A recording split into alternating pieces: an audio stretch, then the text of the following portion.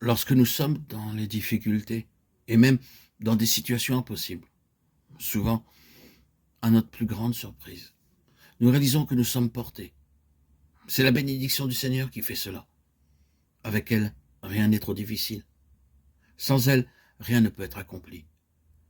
Quand le Seigneur, dans sa bonté, nous introduira dans une position entièrement nouvelle, nous permettant alors de reconnaître la suprême importance de sa bénédiction, alors une large voie s'ouvrira pour lui permettre d'accomplir son œuvre.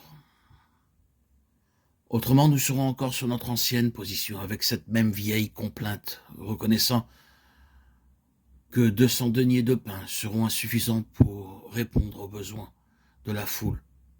Nous continuerons à déplorer notre incapacité en déclarant que nous n'avons ni assez d'argent, ni assez d'hommes pour réaliser l'œuvre. Rien de tout cela n'est la cause du véritable problème. Ce qui manque de manière fondamentale, c'est la bénédiction du Seigneur. Frères et sœurs, si seulement nous pouvions reconnaître que dans l'œuvre de Dieu, tout est lié à sa bénédiction, cela changerait radicalement notre service pour lui.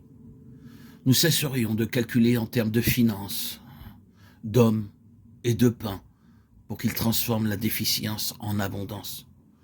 Sa bénédiction transcende toutes nos limitations. Quand cette vérité nous saisira véritablement, nous mettrons de côté nos manières de faire si intelligentes, nos paroles empruntées et notre travail scrupuleux. Lorsque nos ressources découleront de la bénédiction du Seigneur et que nous regarderons seulement vers lui, même si nous ne sommes pas méticuleux pour tout ce qui est de l'œuvre, et même si parfois nous faisons des erreurs, nous remarquerons que le besoin des âmes sera satisfait. Sans doute pensons-nous être débarrassés du risque de faire des erreurs, des paroles et des actes maladroits. Mais nous découvrirons qu'avec la bénédiction de Dieu reposant sur nous, même ces défaillances ne pourront pas finalement être un obstacle à la réalisation de son dessein.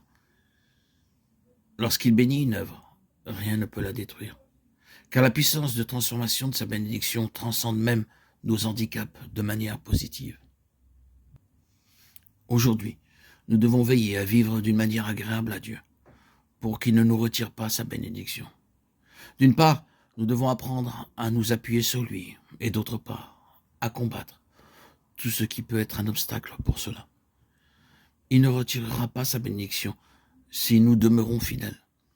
Lorsque nous constatons que les saints ne progressent plus spirituellement et que le nombre d'âmes sauvées ne s'accroît plus, ne blâmons pas les circonstances ou quelque autre raison pour s'expliquer le déficit.